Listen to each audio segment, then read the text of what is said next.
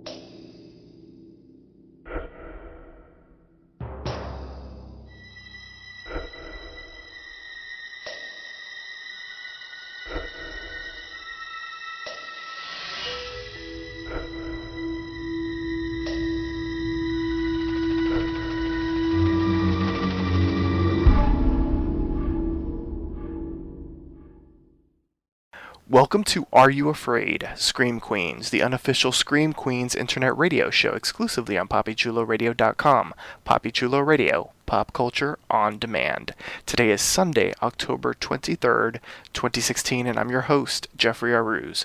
During tonight's broadcast, we're going to recap, review, and dissect the latest episode of Fox's Scream Queens. Please welcome my co-hosts. First up, Prince Rico Suave. What's poppin', people? You already know what time it is. Scream time. Ooh, ooh, ooh, ooh, ooh. Yes. Well, Prince knows how to make everybody scream, if you know what I'm saying. Ah! Ya tu sabe. Yes. And we have a very special guest co-host for tonight's episode of Scream Queens. It is Tamara Anderson. Hello! I'm so excited. I love Scream Queen. Oh my god. Woo, woo, woo, woo, woo, woo, woo. We're excited that you checked into the Cure Institute as well. Yes. Yeah.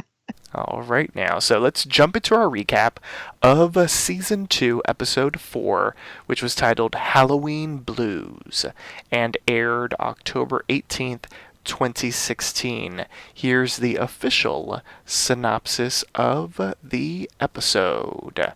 The Chanels, Dean Munch, Denise, Doctors Holt and Cascade, Zayday, and Chamberlain gather to mourn the loss of Chad.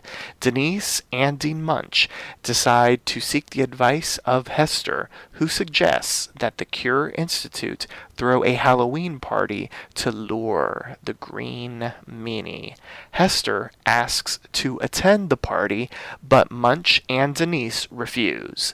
After Denise is attacked, she agrees to let Hester out for a 24-hour period in exchange for the identity of the Green Meanie. As the faculty plans their trap on the Green Meanie, a dozen new patients arrive after being poisoned while bobbing for apples. Zayday realizes that the poisoning was a distraction, while Denise discovers number 5 barely alive after being stabbed by the Green Meanie and tries to help her, but the Green Meanie shows up and electrocutes Denise to death before leaving number 5 to die. Burm, burm, burm. All right, everybody. So I want to get everyone's initial reaction. Don't worry, we're going to talk about the entire episode in a few moments, but I want to get everyone's initial take on this episode, and we'll start off with our special guest, Tamara. Oh my goodness. It just, as always, is always hilarious. And it was also more interesting too, just to see all the various scenes with Chad and Denise. Oh my God, it just gave me life. It's so funny. Yes. Prince, what about you? What did you think of this episode? I enjoyed it. It was one of my favorite episodes this season. Actually, it's probably one of my favorite episodes so far, just within the series. Yeah, I didn't like the ending. The ending I could have did without. They could have redid that one, but we'll get into that. Okay. All right. And I'm going to make it a three-peat. I love this episode. I thought it was hilarious, and I love the twists and the turns, and I mean, they do Halloween really well on Scream Queens. I'll say Ryan Murphy as a whole, because on American Horror Story they do Halloween episodes as well. So as a whole, Ryan Murphy does a really good job with Halloween stuff, and Scream Queens, much like last season, did another great Halloween-inspired, infused episode. So before we get into a thorough recap of the latest episode of Scream Queens, here's our announcer with a few reminders on how you can interact with us. Follow Poppy Chula Radio on social media. We are on Facebook, Instagram, Twitter, at Poppy Chula Radio. Do you have any questions, suggestions, comments, or concerns? Email us via contact@poppychularadio.com. Are you interested in joining the Poppy Chula Radio team as an on-air personality? Email talent@poppychularadio.com. Binge listen to your favorite Poppy Chula Radio programs by visiting poppychularadio.com/archives. You can also download tonight's broadcast and the rest of the series through iTunes. Just search for Are You Afraid? Scream Queens, and subscribe. Thanks, announcer. All right, let's get into it. We'll start off at the very beginning of the episode where we're treated to a screaming Chanel Oberlin dressed as Jackie O. Jackie. Oh, in bed goodness. with the deceased Chad Radwell. And yeah, I mean, she's obviously in hysterics. She was about to be Mrs. Radwell. She's about to have all that money. And she's very pissed off that no one's letting her grieve, that no one else is in mourning mode and all that kind of stuff. And Denise basically shoos out everybody because of FBI protocol, and she needs to examine the body and this, that, or the other and whatnot. But then she herself grieves over the loss of Chad Radwell, so much so that, you know, she even gives him a couple little extra crotch grabs on her way out. And it is during this moment as well that we are treated to Chad and Denise's role-playing experiences. We're actually treated to two flashbacks to them role-playing, and we might as well discuss them now. So the first one is Brokeback Mountain-esque, where they are acting out a scene from Brokeback Mountain. And I'm going to say, I mean, it was hilarious from the beginning, but the part that got me the most was when Chad grabbed Denise and turned around as if he was gonna butt fuck her, and then Denise flips the script and turns him around and she was about to butt fuck him. Like that had me over the top. And then later on I can't quit you. I know, right? Don't quit. Yes. No, that and I'm a gay cowboy, but I ain't a queer. I'm not clear. Yeah. Good. Yeah, that was good. So that was the first flashback. And then later on, so we might as well talk about it now, they had an American Beauty-esque flashback with Denise in the tub filled with rose petals. And what was it that she was talking about? Tootin' Prince? Right. Usually it's like, She we're very said, glad these rose petals here. Cause yeah, I'm glad these rose petals are here, so you can't smell my toots. Yes. Yeah, Oh, so God. let's get into it. Let's talk about the death of Chad Radwell and both of the role-playing flashbacks. Well, his death was crazy. It was like he came out of like the ceiling. It was like too much. I know. Rest in peace, Chad. I was not ready for your death. I know. I was not even ready as for the end. I'm still not ready. I'm not ready for the end of your awkward naked scenes with Dr. McScreamy. oh yeah. I'm not done with your love scenes with Denise. I'm not done with Chanel trying to be with you for no reason. Oh my gosh, when she said, and he said making love to you was like making love to a a parallel, a flat. Well, for Right one, there, that scene was ridiculous. But it also it's just it was so much like what the show does, right? It makes these very elaborate, which is, it makes death very hilarious. Like it becomes a part of the gag reel in all of the episodes. because they're so like over dramatic and they're so traumatic. Like the fact that this is pretty much what Chanel wanted last season, to be married to him. And to finally have that happen and for it not to really happen anyway, like no matter what she does, like she's officially broker than two people that robbed the Walgreens and got caught. So yes, she can't.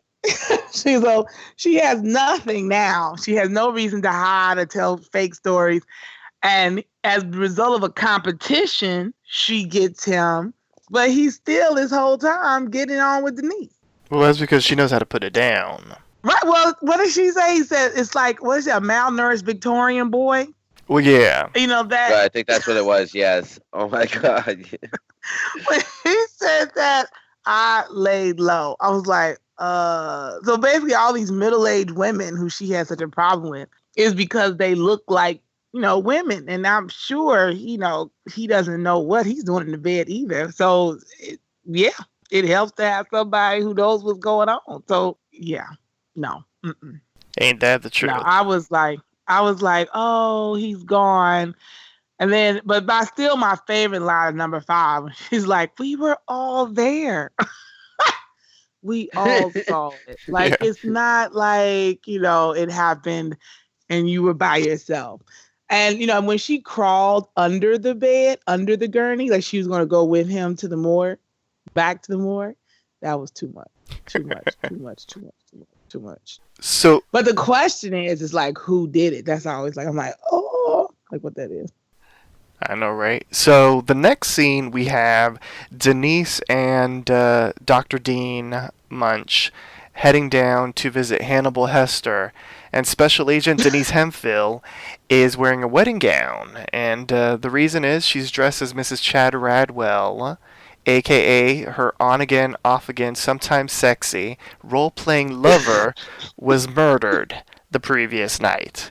And she goes like, you already knew that, Hannibal Hester. And so, they need to find out who the killer is, and they're confused because the pattern has been broken, because initially the killer was killing patients, but now the killers... Right after they've been cured. Exactly, right after they've been cured, and they're no longer killing patients, so they want to know why. And Hannibal Hester is like, who's to say, but Halloween is coming up, and massacres tend to happen on Halloween, and a massacre might happen this time around in this hospital, so I hope everyone's prepared, because, this time it's going to be huge. So she also is like, the killer must be in your rank, so what you need to do is throw a Halloween party so that they're bait, they're going to draw the killer out, and that you can catch the killer yourself. And she's so terrible. Yes. Like lures. She's people's lures. And so she also asks that she be let out for the party. She'll help them solve the case, and this, that, the other. And Denise is like, well, you already helped us. You told us about the party. And she's like, but no, I want to attend the party. And so Denise is like, if you tell us who the killer is, we'll let you go to the party. But then, they go back and forth, and basically they put the kibosh on Hannibal Hester attending the party. Can I just say, I love Hannibal Hester. Oh my gosh. Yeah, she's hilarious. She's hilarious. She's embracing this role. Like, yeah, she's loving this role. But I love her growth. Like, even just from Glee to this season, watching her arc as a performer is really been intriguing.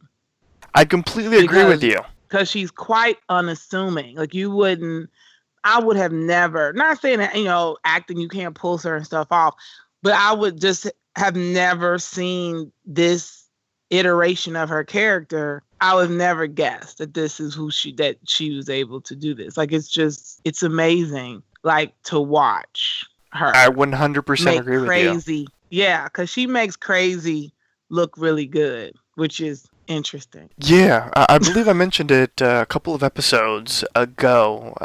Like, Lea Michele has been outstanding on this series, period. Because I think a lot of people, especially after Glee, a lot of people thought maybe she was going to be stuck in the Rachel Berry role. Mm-hmm. And if you've seen some of the other stuff that Yeah. she's done, she was in this movie called New Year's Eve, and her character in New Year's Eve was very Rachel Berry-ish. So I think a lot of people Yeah. thought that she was going to be stuck in that type. You know, she's going to get typecast. And I'm so glad she did this series because she's completely different than Rachel Berry, obviously, and she's having a lot of fun with the role. You can tell Oh my immediately. gosh, you can tell. You can tell. Like, she is like sinking her teeth into this Yeah, role. and one thing that we And commented on is yeah. the fact that last season she didn't really have any scenes with Denise, and they've paired her up so much with Denise this season so far that it's been great to see them play off each other. Oh my gosh, she's she said, "Why would you let your crazy ass go anywhere?" Like, no, nope. Like, I love seeing Denise and Dean Munch's character counter her all the time. Like, be the ones that talk to her all the time. Mm-hmm. Because just having all of that, all of those different personalities in the same room is too much. Is awesome. I agree. It makes it. They bounce off each other like very well, and it's great. Like, it's funny, but you also get this idea that once again, somehow Hester is still involved and still knows what's going on, even from this prison cell. Mm-hmm. Yeah, that's true. I think I've said this in every single episode of this podcast this season so far, and I'm going to keep on saying it because this was really important. I'm so glad that they moved the production from Louisiana to Los Angeles because Jamie Lee Curtis is in every episode now, and she's featured much more prominently in the episodes, unlike last season, because it was filmed in Louisiana, and Jamie Lee wasn't there for the entire shoot. Like, they would specifically film, I believe, her episodes like in her scenes, I should say, in 2 to 3 days versus being there the entire time of the shoot. So I'm so glad they moved the production because she's featured so much more in these episodes, and like looking back at season 1, you could feel like her presence not being there for the majority of it. True. And it's I was wondering why it was a different casting director. If that makes sense. I did. Okay, so they did move the production. Yeah. So let's talk about the reading of the will. So let me give you the important bullet points, and then we'll sort of have an open discussion about it. So we learned that all of the Radwells died because upon learning of the engagement, they all got together, they went on the plane to like stop it, and then the plane crashed. Kaboom. Bye-bye, Radwells. Which is crazy. Right. Yes.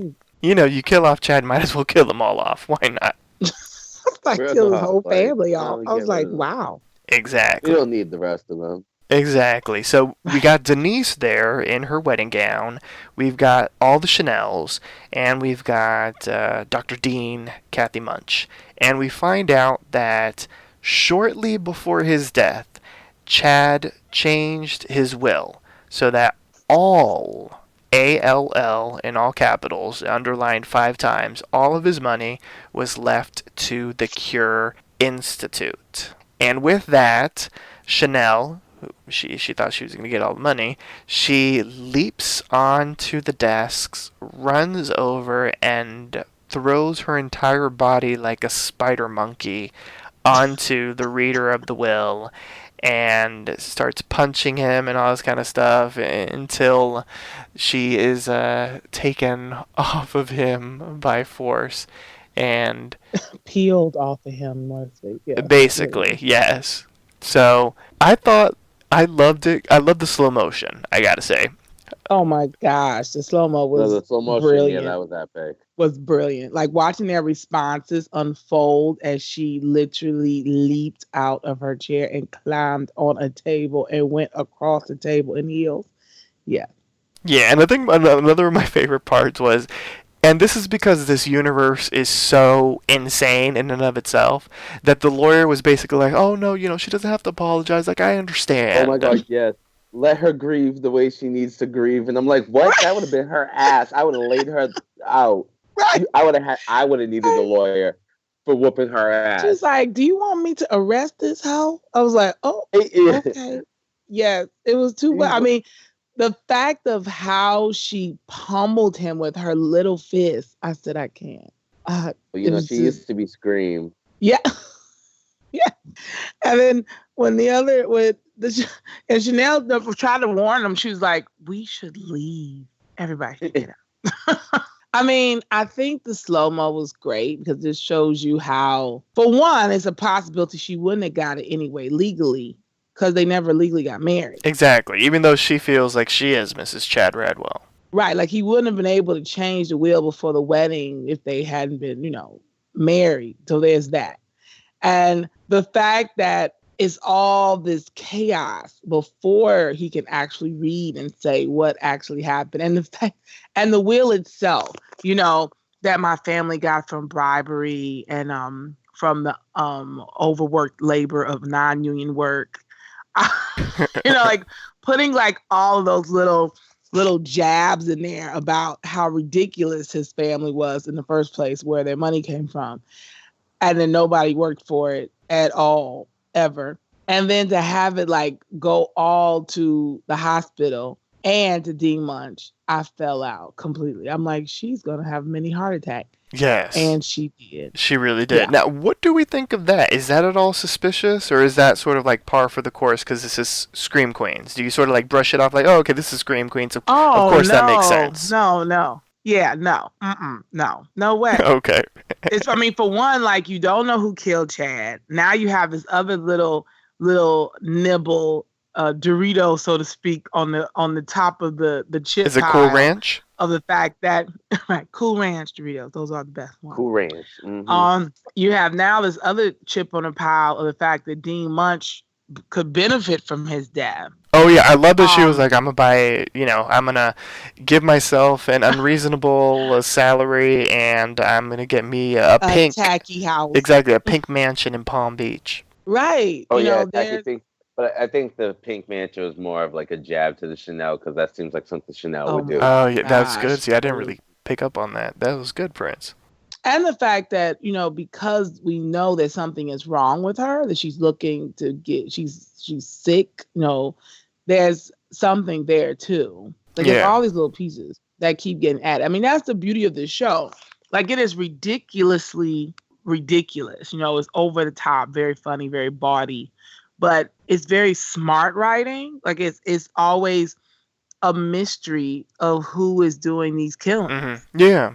Who is involved, like, and how are they connected? And it's always something from the past, and it always involves some sort of familial connection. Mm-hmm. Yeah. Whether it's a son or a daughter or a sister or a brother. I have a question. Well, like an observation type question-ish type thingy thing that I tend to do. Okay. Well, my thing is, let's see. You know how we said there's like a pattern to the green meanie? Mm-hmm. Mm-hmm. Who's to say that maybe like this isn't just a different killing for different purposes thrown into the mix because, there's a murder on the loose? Like maybe Dean Munch did this for her own benefit. Mm-hmm. If you think about it, she's been kind of rude to him this whole time. Why all of a sudden would he just be like, you know what, let me just give her this money? No, I would not be surprised at that. I'm trying to remember. I'm trying to remember last season. Stupid. Didn't they kill somebody out of convenience last season to make? Yeah, Dean Munch killed her husband, making it seem as if it was the Red Devil, right? Yes. Okay, so she's capable of murder. But she did that because of the fact that he had been cheating. There's all this different stuff. Correct. Like, but it was still out of convenience. It was out of convenience. Yeah. Correct. But it was she took advantage of it was a revenge killing. Yeah. Yeah, but she took advantage of there being a serial killer out there. Oh yeah. Mm-hmm. So who's to say? I figured, knowing that she needed money, in that this might dry up eventually because of this killing, and she can't figure it out. She was like, you know what? Let me use a backup plan. That's true. I like it. I approve. I like that. Yeah. Look at Prince breaking it down. I like it. All right, everybody. So we got to get serious right now. I know we've been having fun, but, I have to read some text from the show that's pretty damn serious. 2016 was a terrible year for Chanel Oberlin. Her parents disowned her, she had to get an actual job, and then her fiance got murdered. Starting a few days ago, fans of Chanel would receive jack-o'-lantern emojis on their socials from Chanel. Parcels began to appear on their doorsteps in what is now tenderly known as Chaneloween. These are their stories. It's all about you. All right, so let's do. That is my favorite holiday. I Yes. wish next year I could be part of Chaneloween. Let's talk about Chaneloween because I'm not gonna lie. Gross. I was shocked that it returned, being that Chanel is broke and stuff, that she could afford to send her fans, I guess, special trinkets for Halloween.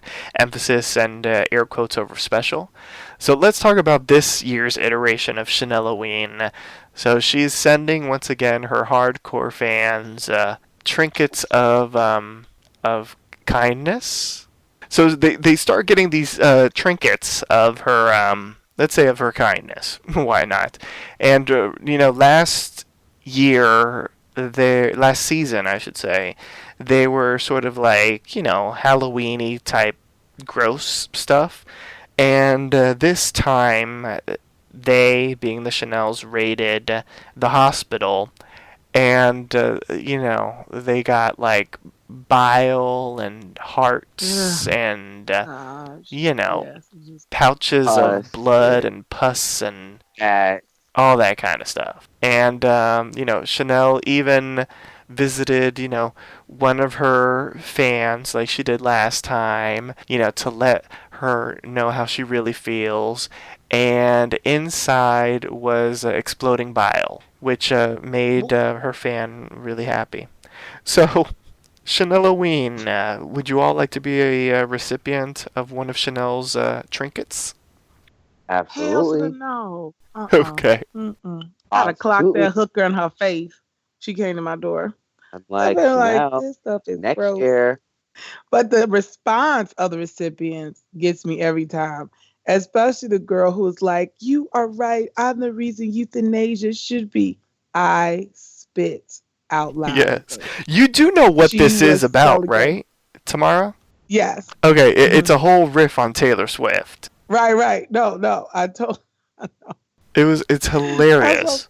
Like I don't know if you actually saw the Taylor Swift version, but I mean, at least last year's. Well, this year's was pretty much almost like last year's, but like last year's was like almost direct from Taylor Swift. So much so, I don't know if you remember, but last year it ended with Chanel like sitting in a one of those like motorized kiddie car things. That's right. Taylor Swift did that. Oh my God, I forgot that. Mm-hmm. It was lifted directly from the Taylor Swift. Too It much. was crazy and hilarious. So we catch up with Chanel, and she has these rashes on her body, and she's getting checked out by Holt, and he's trying to figure out what it is, and he's like, maybe it's stress, and she's like, well, yeah, my fiance did just die, and all this kind of stuff, and they end up having a conversation, which is interesting, and it was very meta because they knew what kind of conversation they were having, which is hilarious. And basically, she's like, "Oh, we're having this weird conversation, and it's making it seem as if you're the killer, but ha ha ha, of course you can't be the killer, and this, that, or the other." I have just low enough self-esteem that this would make me feel like attracted to you. That Yes, nailed it. all right. Everything. I said, wow. it's kind of turning me on. It's I'm like moist They're in just, my they're nether just region. awkward. Like, she's like just turned on to the fact that he might be a killer, and he's just like stupid enough to love her. exactly. I know, and I just get stuck on the fact that it's Uncle Jesse every time. I'm just Oh like, gosh. And so he gives her some colloidal silver, and that should cure her, and it should fix her up. So we see that she drank the whole thing of colloidal silver, and when she heads to the bathroom, ready to take a shower, she realizes that her entire body, her skin, has turned Smurfette blue. right. She's a Smurf. I And thought that why- was pretty cool. I just wasn't sure how long it lasts because I was like, if that's the case, I'm gonna have to go get some of this silver. Oh my gosh. I know when he said it was no cure, she was like, "What?" I said, "Oh, that might be forever blue. You might Hey, be I blue was like, forever." ooh, yeah. I was like, this second guessing. Right. It might don't try this at home, kiddies. It might not be for you. I But know, I right? was question. It was questionable in the first place because I'm just like, when he said silver, I was like, I might not know much about shit, but no, you ain't supposed to be drinking no silver. I'm like, I know. But this he's ain't. also like everything he does is not can kill people. Everything he does. Outside of actually, and Chanel figured that out with the girl who was Harry. It's like everything he does, it has to be countered by somebody else or helped by somebody else. I'm like, where'd you get Yeah, your degree from? Like Dr. Oz? Harvard. Because it's no way. online. It has to be like Harvard or something, or No, you remember he says H. he supposedly says he has his fake Harvard, but I'm like, you know what? HarvardOnline.com. Right, right, right. Because every time, even yeah, Harvard.info. right. Like his intelligence is quite suspect because every episode he messes up. Everyone. Medically he messes up. That's He has interesting. not once solved the case by himself Yeah, at that's all. something to bookmark. I like that. I love we have Super Sleuth Tamara on the show tonight. I really like that. So I'm like, uh-huh. something suspect. Something is suspect. Like he's added to like that list. And you don't want to say because it's like obvious, but it's just something about him. Like, what are you doing? Yeah, I agree. So something that I really love about this series as a whole is the music. They do a really great job with the music. Last season it was very 90s, and this season, because of when the original murder happened, it's very 80s, which I Mm-hmm. approve of. And I just got to give a shout out to Rhythm of the Night by DeBarge. It's fantastic as Denise is putting up some of the decorations for the Halloween party. This is the night before Halloween, and there's this like weird gigantic clown dummy. I don't know if anybody else noticed it, but I thought it was weird as fuck. So there was that, and then Yeah. there's this weird noise, and then the lights go out, and Special Agent Denise Hemphill goes to investigate, and she looks around. It seems like it's a body, but no, it's just one of those, skeletons that you would see at a hospital, and it's got a doctor's gown, and it's supposed to be funny because it's Halloween, but there is a tray that had dropped, and so she bends down to pick everything up, and then she looks over from under the hospital bed, and she sees the green meanie. And so the green meanie tries to slice and dice her, and she's like, I beat the Red Devil, and this was before my Quantico training. Do you think I'm going to let some green booger kill me? And then she's like, I know who's under this mask. And so they get into this elaborate fight, and so much so that the green meanie starts chasing after Denise Hemphill. She drops the apples on the floor. The green meanie's slipping and sliding, and she's throwing apples at the green meanie. And, she pulls out her gun, but the green meanie runs away. And as she's shooting at the green meanie. She was lobbing those apples like a softball, like a baseball Yeah, I player. know, right? She Like she had seen they a were League of Their looking Own the buds night against before. her. I said, wow, she attacked them with apples. Yes, and so because of this attack, Special Agent Denise decides to grant Hannibal Hester's wishes. She has a deal. So they agree to release Hannibal Hester for the party, 24 hours. She has to wear this ankle bracelet so that the FBI knows that she's on the hospital grounds. And after the clock strikes midnight, and she's had a little bit of cocktail, and she's made out with some guys, she being Hannibal Hester is going to let Denise know who the Green Meanie is, and Hannibal Hester cannot tell anybody about their deal. And so she gives Hannibal Hester a costume. It's basically a Jason Voorhees costume, with an axe, and she has to keep the mask on all the time. And she's like, because no one wants to be Jason on Halloween. And Hannibal Hester's like, well, yeah, it's one of the most popular costumes. And Denise is like, nuh-uh, maybe for Friday the 13th, but everybody wants to be Michael Myers. And then she ends up like confusing Michael Myers with Mike Myers from Wayne's World. Oh my gosh, yes. When she said that, I screamed. Yes. He did that right after he did Wayne's World. I was like, yes. I said no. That would be not what happened. And it adds more mystery to it because the rule is she can't tell anybody what the deal is. Mm-hmm. So I was like, really? You want this crazy heifer running around and nobody knows she running around? That might not be a good idea. I know, right?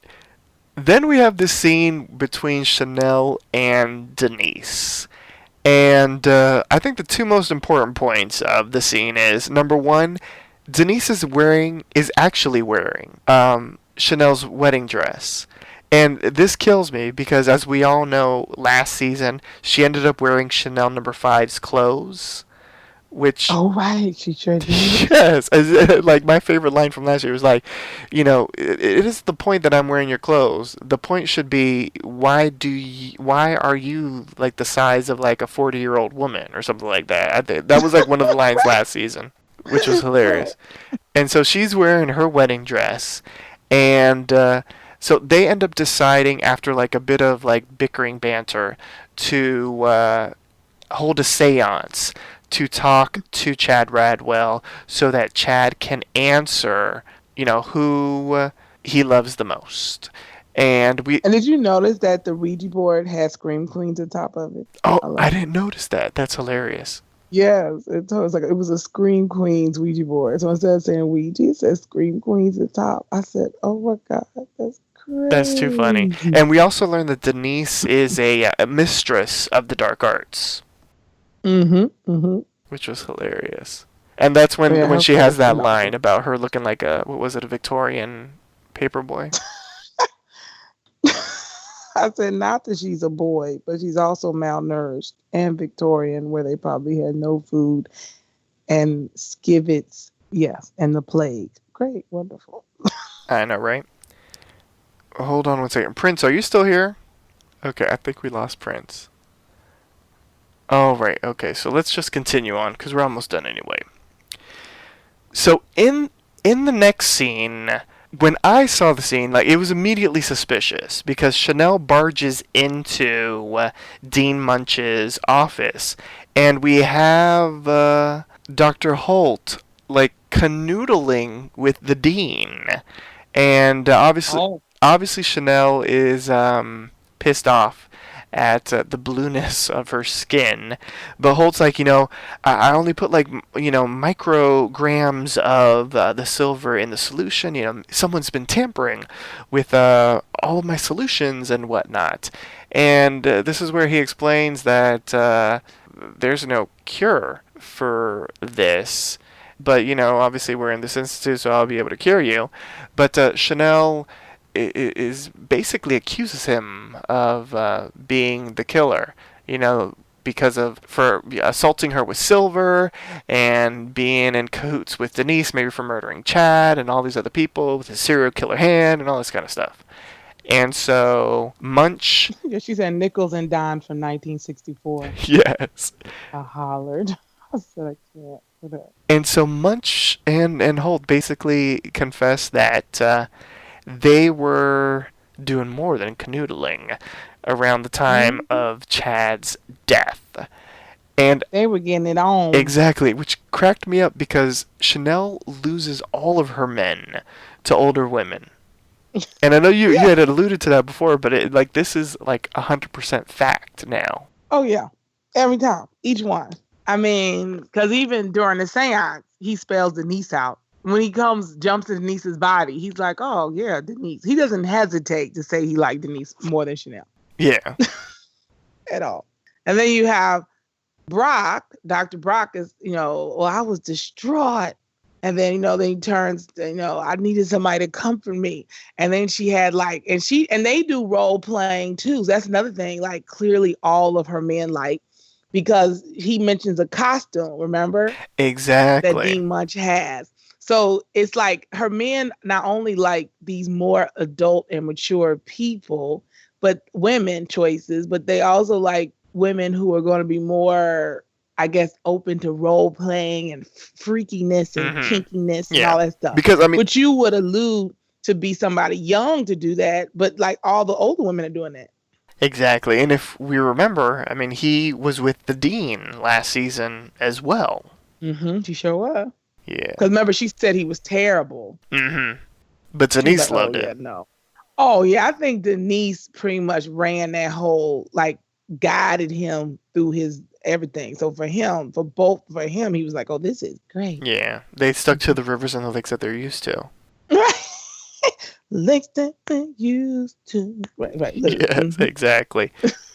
So Chanel leaves in a huff, and she runs into Ivanka Trump. Not the real Ivanka Trump, but someone in an Ivanka Trump costume.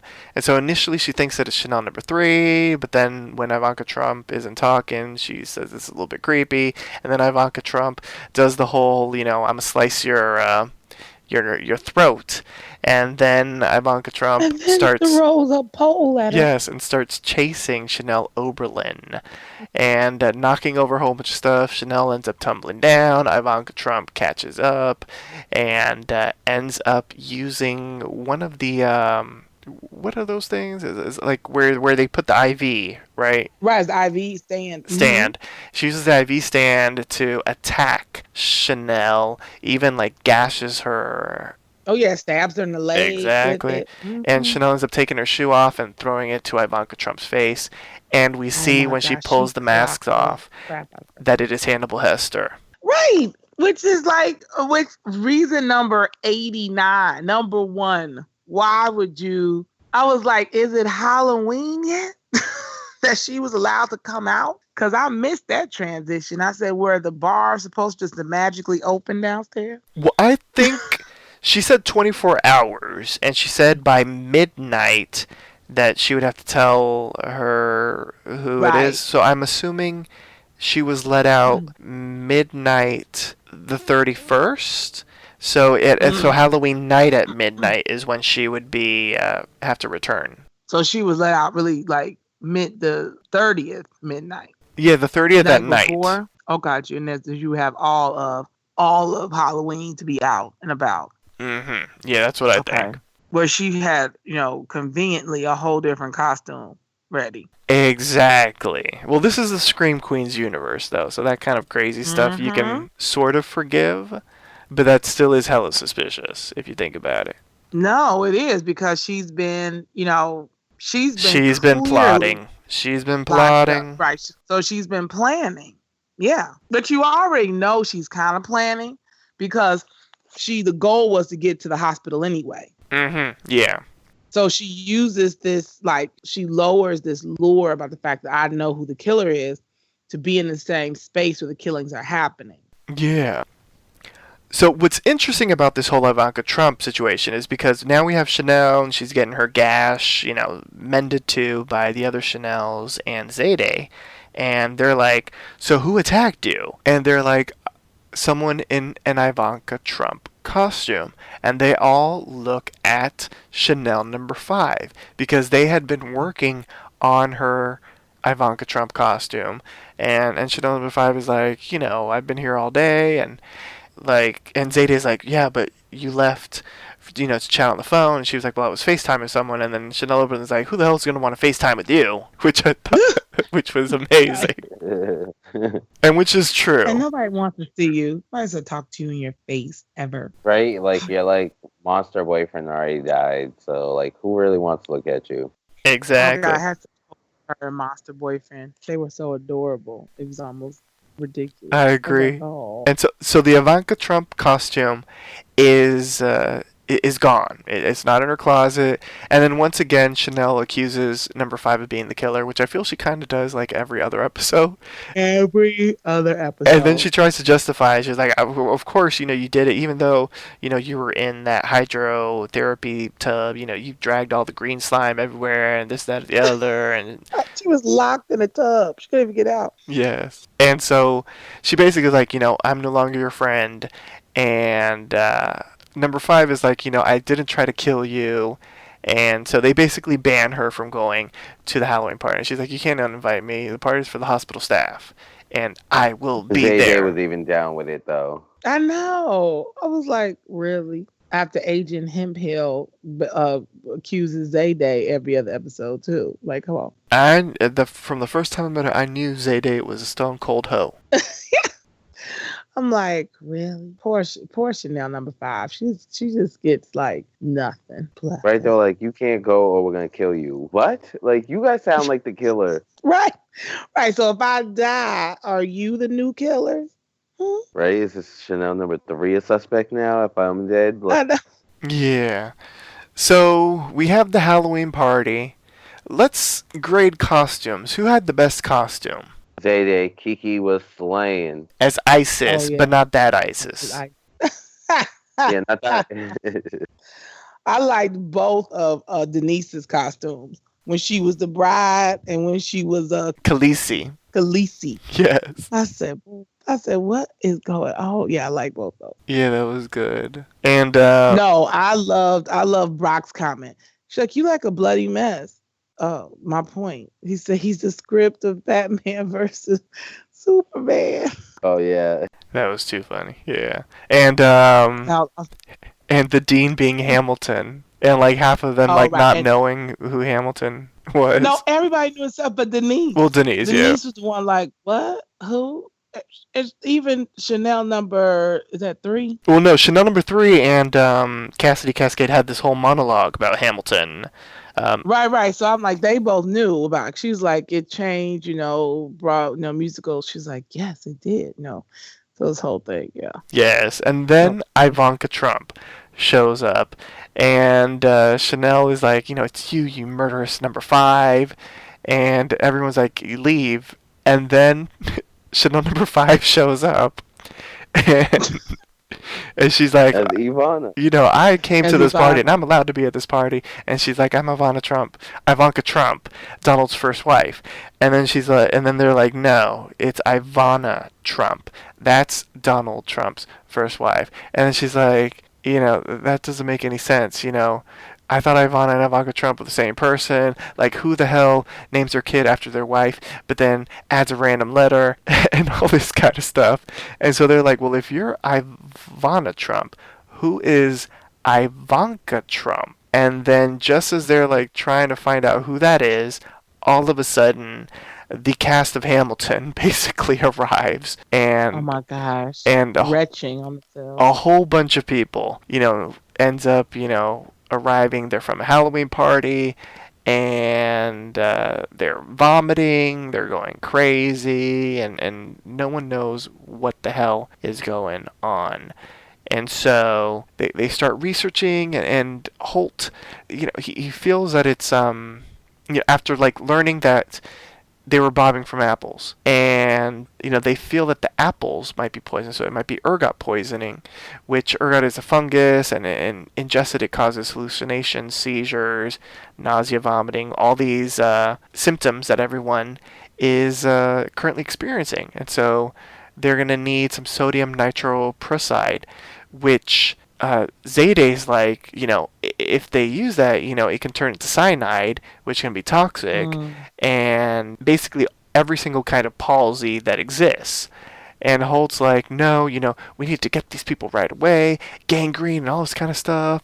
And so Holt's like to the dean, it's ergot poisoning, and Zayday's like, it might not be, so can I have a moment to like figure it out?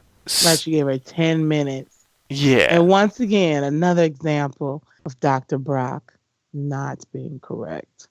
Yeah, because they learned that, they had this apple, and because there was a Snow White and all this kind of stuff, And they end up finding out that the apple wasn't poisoned, it was the water, because Snow White remembers that there was this green dude that ended up coming in with a fresh pail of water. Because Denise was like, you could have started off with that. You should have said that at first. She said, I just thought he was doing the favor because, it was dirty, right? It was right, it was Bob dirty. and Apples is just anyway, so I figured, yeah, He he's can't be doing a that good sanitary. service. She was like, well, I first got the apple because it matched my costume. And then I looked at the apple and it looked really delicious, and so I ate it. Oh, and you're not sick? Mm-mm. Yes. And so it turns out the water was laced with this drug that causes hallucinations, and basically everyone just needs to get like hydrated and that kind of stuff, and they'll be just fine, after a couple of Wasn't it hours. hibiscus? It's something from the hibiscus. It was like a hibiscus water. It isn't hibiscus. It's I always forget how to pronounce it. It's like alahuacha or something like that. It's spelled in a way that's very difficult to pronounce. So that's about the closest thing that the closest way that I can pronounce it. But if anyone has ever seen Scream, the television series on MTV, that's it. Yes. they use the same thing in an episode of Scream, the television series. It was wow. like tequila laced with that. Yeah, I put that together. I was like, oh wait, they just used that in friggin' Scream. Mm-hmm. Yeah, and tomorrow actually I freeze framed the scene and it said Spirit Queen on it, not Scream Queen, but I think it's hilarious. Spirit Queen. Yeah, I thought it was hilarious because it was upside down. I was like, they say Scream Queen or Spirit. I was like, wow, that's crazy. That was too funny. So let's talk about the seance. So once again, we have Chanel pulling out her spirit board to chat with someone from beyond, and they had to make sure that it was not Chanel number 2. She's motorboating Genghis Khan or something like that. And so after confirming that it is Chad, after he says that he loved Denise more than Chanel, Chad ends up inhabiting Denise's body, ghost style. Whoopi Goldberg in Ghost. Mm-hmm. You in Danger, Girl, Ghost. And after, chatting about his love for Denise Hemphill and this, that, or the other, Chad is like, I know who the killer is. Oh my gosh, you're not going to believe it. It's crazy. You should know. Like, I'm going to tell you. Oh my gosh, are you sitting down? Because it's the killer, and I know who the killer is, and can you believe it? And it's crazy, and of course, and I'm in heaven, but I know who the killer is, and you want to know who the killer is, and I believe who the killer is, and you want to know because I saw who the killer is, and I'm going to tell you who the killer is. I'm going to tell you right now, but you're not going to believe it. Are you ready for it? Are you ready? And then the Chanels and Zayde burst in, and the spirit gets away from Denise without Chad letting them know who the killer is, because the girls are getting Chanel to come to the hospital because of the outbreak. Yes, and it was like such typical Scream Queen style. Like, you were not going to solve it right now. Exactly. It was like when the dean kicked the Green Meanie's ass with the manila folder. Right, and then he swonkered away. She's like, wait, don't interrupt. And I thought, like, how they did the costume, like how they kept doing this variation of the costume. So Chad with the blonde hair, Chad without Chad as hair. Khaleesi. Oh my right, God, yes. and then you see the back part, and then you see Chad's voice coming through Denise. Like, seeing all those different iterations of how he possibly looked to Chanel, I thought were brilliant. Like, how they did that. It was just, and the fact that he was like grabbing himself, talking about, oh, I can't really bonk myself, but I'm in Denise's body. This is great. And that was totally he was grabbing the boobs and stuff. Right. Yeah. And that was totally like a flash on the second Scooby-Doo movie when Fred jumps into Daphne's body and is like, oh, look, I can feel myself. I can't bonk myself though, because when they're like, what? Ew. So I thought that was funny too. That's too funny. So flash to the hospital. We've got Chanel number 5 in a creepy section of the hospital. She's getting the saline solutions, and there's a noise. She's like, hello, which you're not supposed to do in any type of scary movie. And then she had dropped one of the saline solutions. She picks it up, and then she runs into Ivanka Trump. She's like, who are you? And she's like, she's like, Chanel, is it you? I'm sorry. You look much better than the Ivanka Trump. I'm Ivana Trump. Let's put bygones be bygones. And then all of a sudden, Ivanka Trump pulls out a giant knife. And she's like, you need to stop this. We got all these Lin-Manuel Mirandas. They're tripping balls. Let's bygones be bygones. You're Ivanka Trump. I'm Ivana Trump. Let's calm down and let's start saving lives and all this kind of stuff.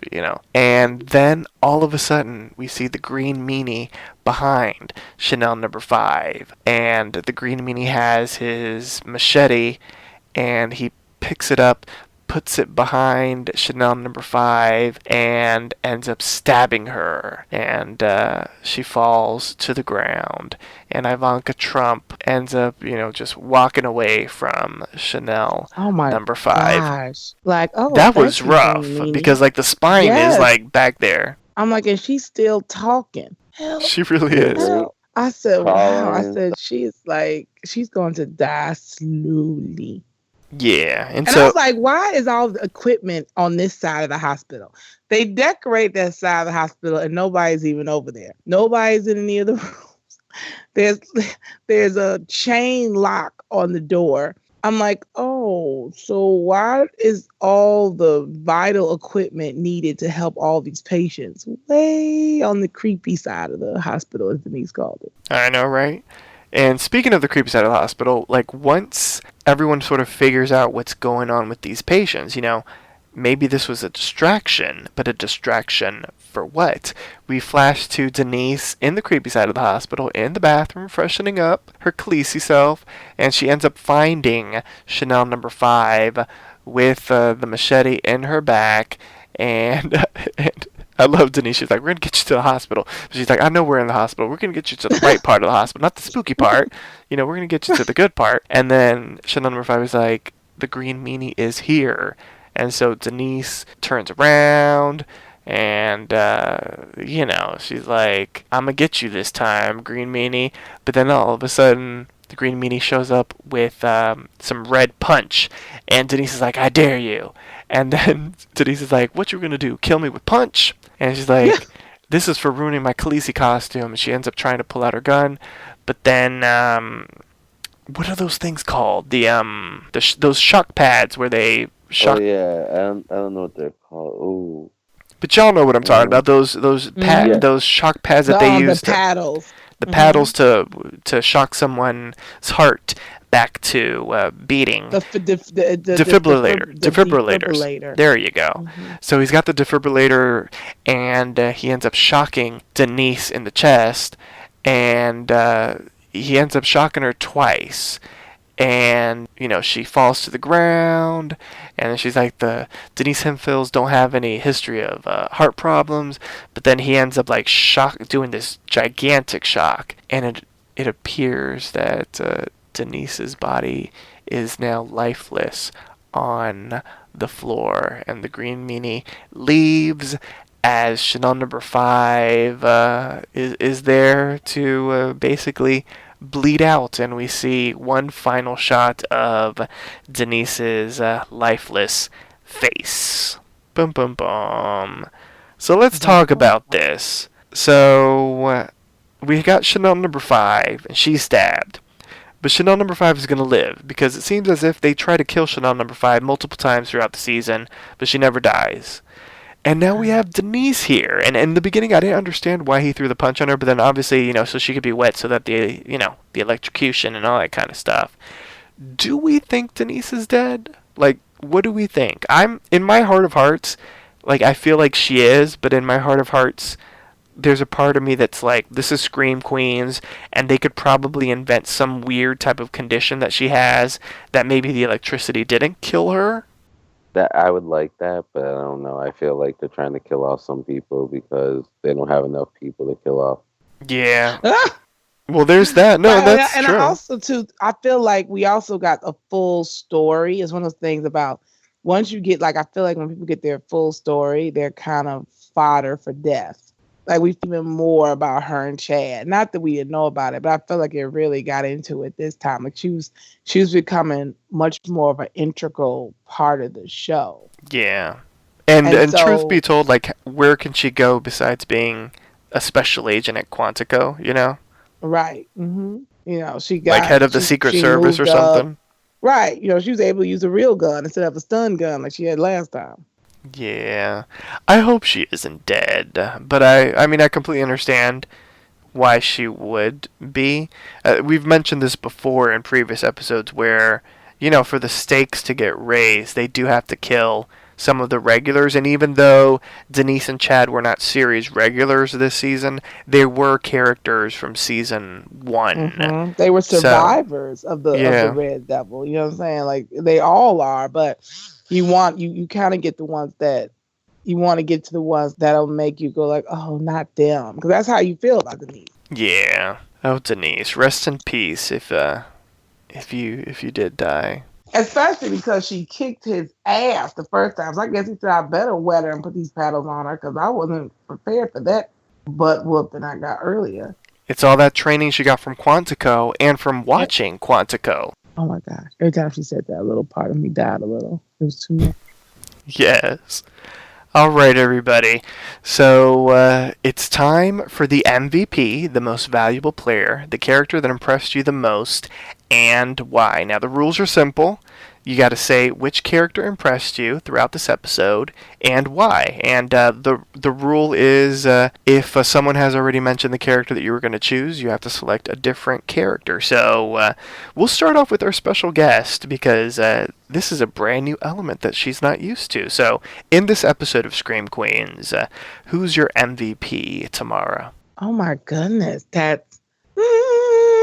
have to say it's Denise because just the reenactment of those scenes with her and Chad, the brilliant way that she pulled off the ghost innuendo, talking through the seance with him, and then how she lobbed those apples, like she fought for her life. She pulled like a Dean Munch and whooped his behind and sent him running, and then was still holding on, trying to grab that gun while, you know, he was paddling her to death, literally. So yeah, she got my MVP for this episode.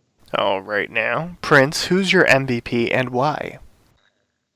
Zayday, because she was looking my almighty fine in that costume, and because she saved the day with the whole, like, everybody getting sick and figuring out that it was, like, you know, the hallucinogens in the water.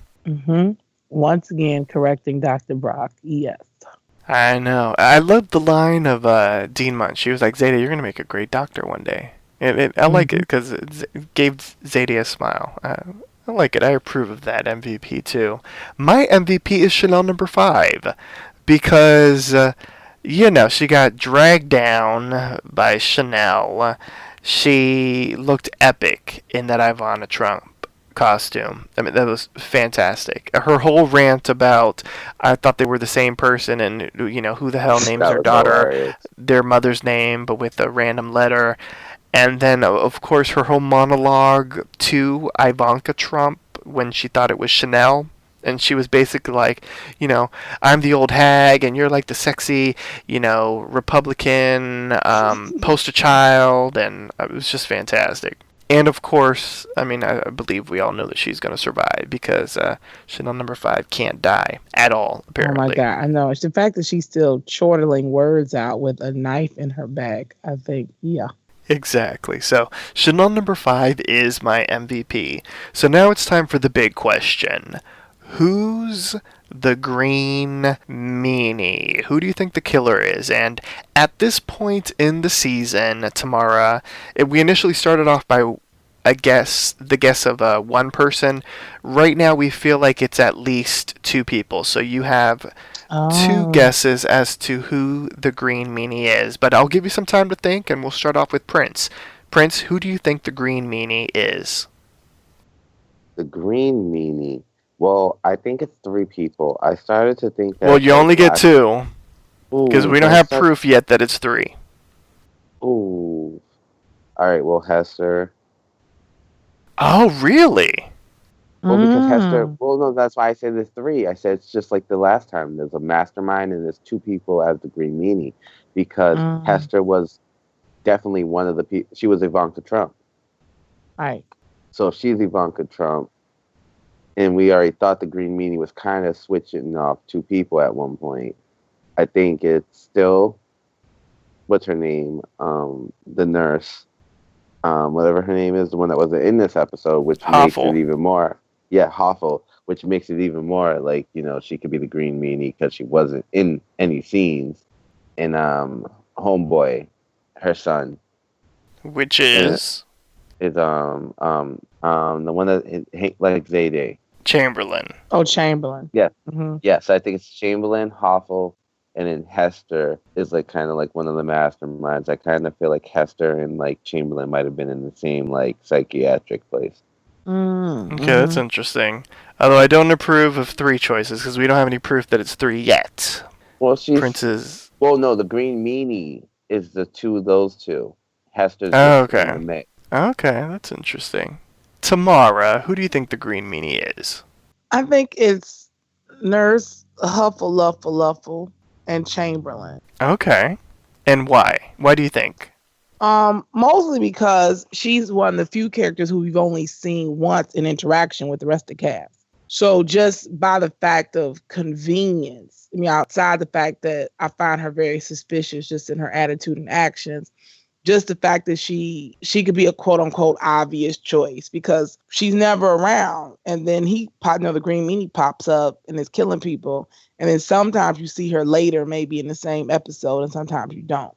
And then with Chamberlain, that goes with the story about the fact that a couple came to the hospital. The wife was pregnant. Her husband was taken out the back, while he was actually still alive. He was only sick. They didn't take care of him. Threw him in the nasty little swamp. Came back and had a party, and everybody died. So then it goes back to the whole revenge thing.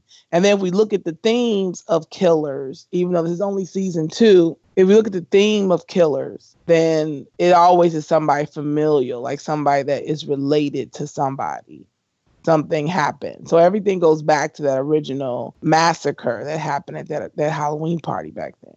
Mm-hmm. But why Chamberlain?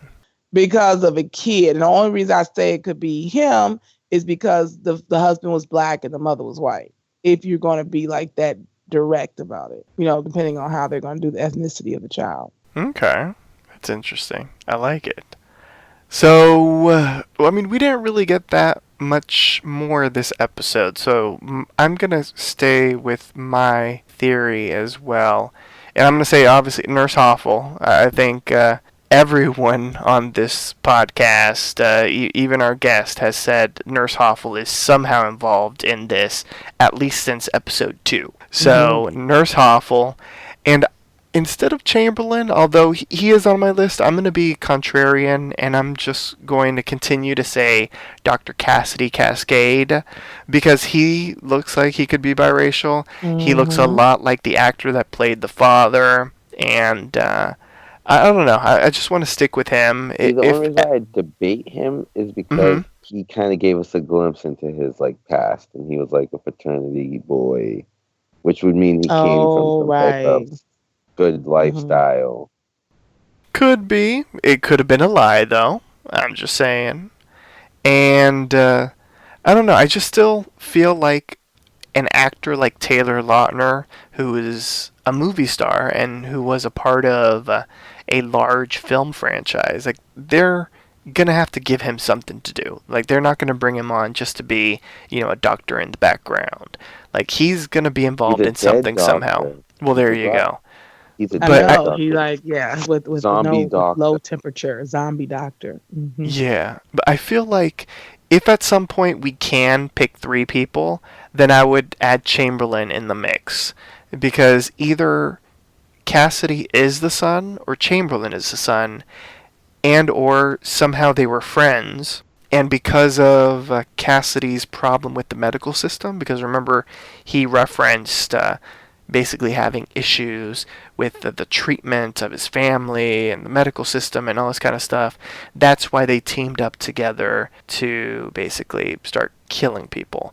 Although the motivation is weird and interesting, because we learned in the last episode at least, they sort of said in exposition, well, why would the killer be the son if we think it's the son because he's killing the patients, and wouldn't it make more sense if they were killing the hospital staff and this, that, or the other? So the motivations are weird. It's like, why are they killing the patients that are getting cured?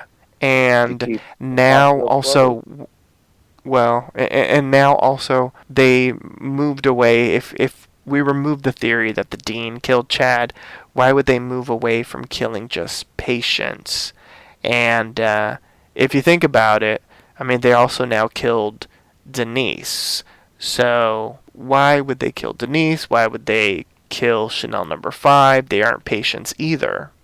So True. It's like they're changing. Exactly. The motivations are changing, which also could lead to the idea of multiple killers, in the sense that maybe there's the ringleader who wants to kill these people, but then, they have this accomplice, and the accomplice wants to kill these types of people.